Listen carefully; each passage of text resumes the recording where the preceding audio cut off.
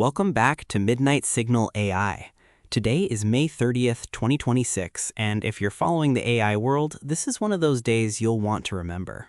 We've got a wild slate. New model drops, jaw-dropping demos, a billion-dollar funding milestone, and OpenAI's latest move into national security. The pace at the frontier is just relentless. Let's kick off with perhaps the most high-profile model launch of the year.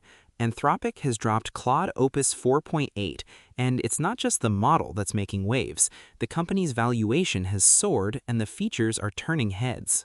This is huge.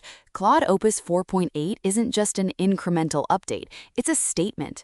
Anthropic's now officially ahead of OpenAI in valuation, and the developer features are a real shot at the enterprise and coding market. The new dynamic workflows and transparency controls suggest they're doubling down on trust and usability. But the speed, just 41 days after Opus 4.7, is what really stands out. The model race just went full throttle. And it's not only about the model. Anthropic's $65 billion raise puts its valuation at a staggering $965 billion, setting a new high watermark for AI companies. There's a clear narrative here: safety, transparency, and developer control as differentiators. The Mythos-class models in testing show they're not slowing down on the safety front, even as they push scale. Do you think this gives Anthropic a durable lead, Jamie? It's a lead, but nothing is permanent in this space. OpenAI still got mindshare and distribution, and Google is flushed with infra.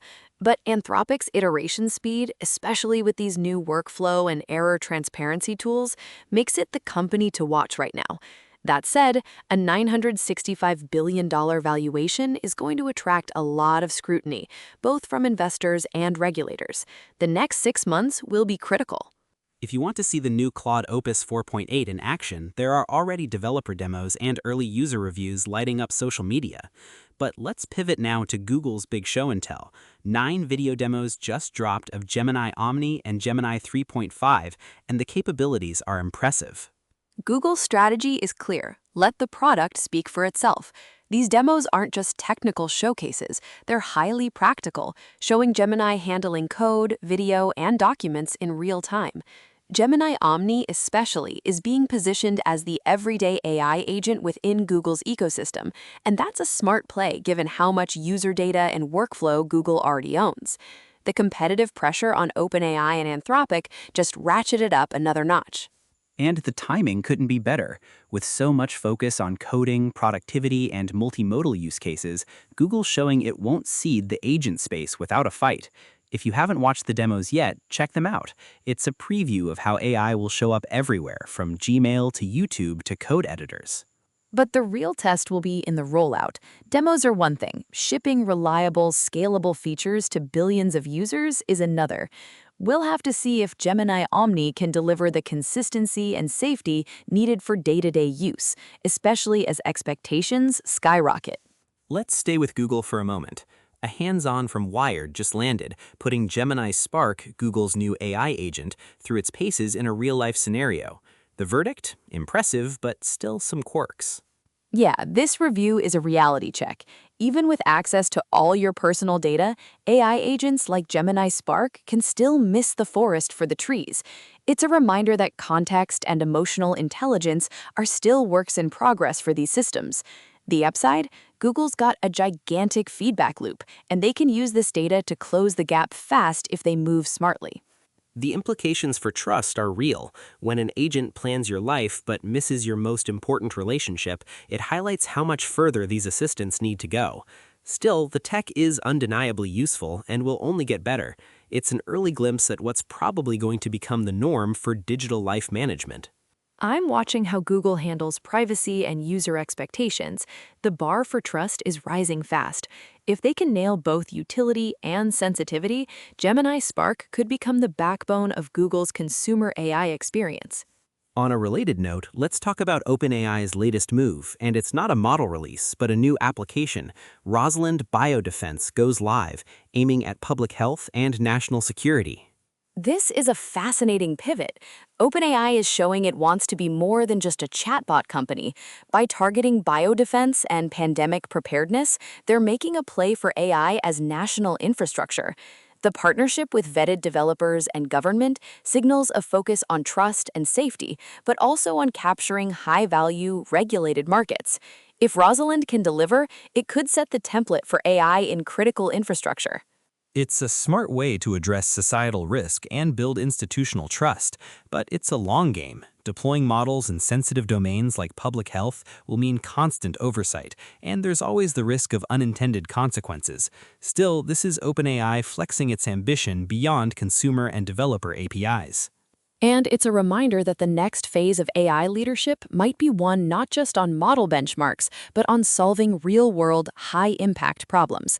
If Rosalind becomes core to pandemic response, that's a powerful moat. Switching gears back to Google, and specifically the Gemini Omni model, there's a new consumer-facing feature. Video editing is now live for Gemini app users in India thanks to Omni's multimodal capabilities. It's notable that Google chose India for this rollout.